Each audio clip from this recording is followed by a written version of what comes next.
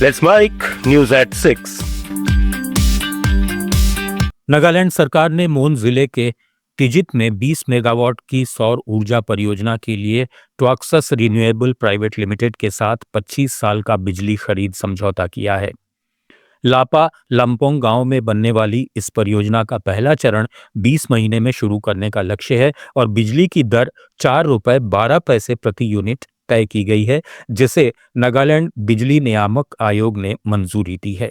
राज्य की मौजूदा अधिकतम बिजली मांग 203 मेगावाट है, जो 2034-35 तक बढ़कर 482 मेगावाट होने का अनुमान है, यानी 279 मेगावाट की अतिरिक्त मांग सामने आ सकती है। ये नागालैंड में निजी क्षेत्र की चौथी सौर परियोजना होगी और कंपनी भविष्य में इसकी क्षमता चरणबद्ध तरीके से 100 मेगावाट तक बढ़ाने की योजना बना रही है। तमिलनाडु में कोयम्बटूर सिटी म्युनिसिपल कॉरपोरेशन ने नोय्यल नदी के करीब 4.25 किलोमीटर लंबे हिस्से के नदी किनारे विकास पर 73 करोड़ रुपए से ज्यादा खर्च करने की योजना बनाई है।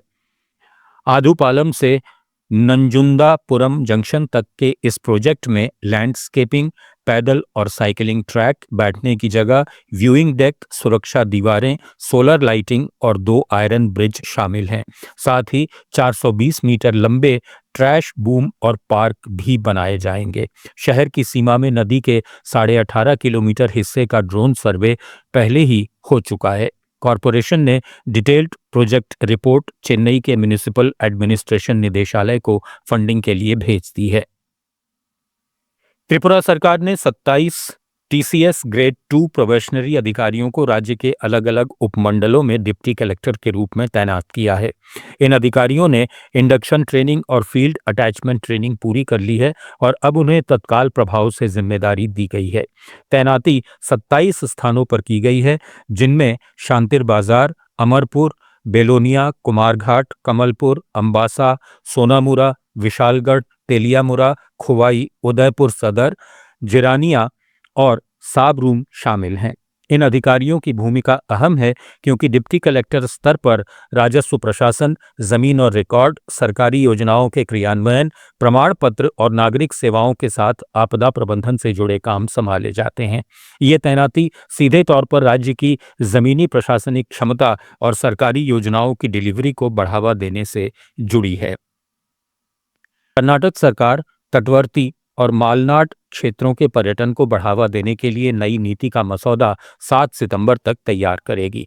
पर्यटन मंत्री केजे जॉर्ज ने कहा कि कोस्टल मालनाड टूरिज्म पॉलिसी का मकसद इन इलाकों की समुद्री तट, धार्मिक सांस्कृतिक स्थल और प्राकृतिक आकर्षणों की क्षमता का पूरा इस्तेमाल करना है। नीति स्थानीय आर्थिक गतिविधियों, निवेश और रोजगार बढ़ाने पर फोकस करेगी। इस बारे में विधायकों के साथ परामर्श बैठक हुई, जिसमें सुझाव मांगे गए। बेंगलुरु में जल्द कैबिनेट की बैठक भी होगी। ये कदम पर्यटन क्षेत्र में निवेश आकर्षित कर क्षेत्रीय अर्थव्यवस्था को मजबूत करने की दिशा में है। मिजोरम सरकार 25 सदस्यों वाली मारा ऑटोनॉमस डिस्ट्रिक्ट काउंसिल की वित्तीय मुश्किलें कम करने के लिए एकमुश्त अनुदान देने पर विचार कर रही है। मुख्यमंत्री लालदू होमा ने सियाहा में नए डिप्टी कमिश्नर कार्यालय भवन के उद्घाटन के दौरान ये घोषणा की।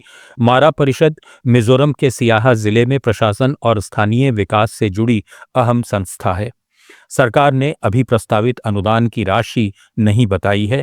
सियाहा जिले में सरकारी क्वार्टर, सर्किट हाउस और टिपा में एसडीओ सिविल कार्यालय और कर्मचारियों के लिए आवास जैसे कई प्रोजेक्ट्स चल रहे हैं। केंद्र सरकार की विभिन्न योजनाओं के तहत भी विकास कार्य जारी हैं।